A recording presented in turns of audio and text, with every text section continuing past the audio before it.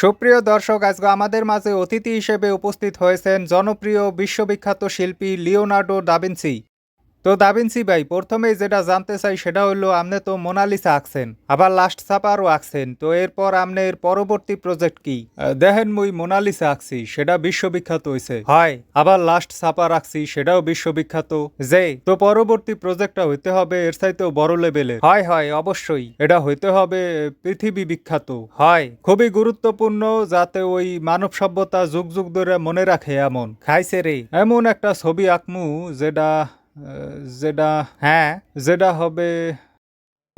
হবে, কি হবে তাড়াতাড়ি নির্বাচন দেন। হ্যাঁ, কি নির্বাচন নির্বাচন নির্বাচন, এই মুহূর্তে নির্বাচন চাই। যতক্ষণ পর্যন্ত না নির্বাচন দেবেন ততক্ষণ পর্যন্ত কোনো ছবি আঁকাআঁকি করবো না। কিন্তু শিল্প আর দূর তোর শিল্পের খাতাপুরি। নির্বাচনের চাইতে বড় কোনো শিল্প নাই। আগে নির্বাচন, পরে শিল্প সাহিত্য।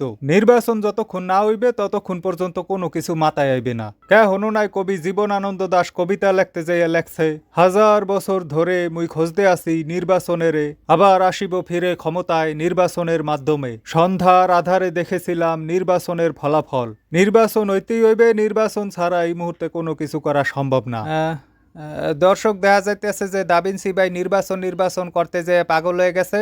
তো আজকের অনুষ্ঠানের এখানেই সমাপ্তি, আবার দেখা হবে পরবর্তী নির্বাচনে থুকু অনুষ্ঠানে।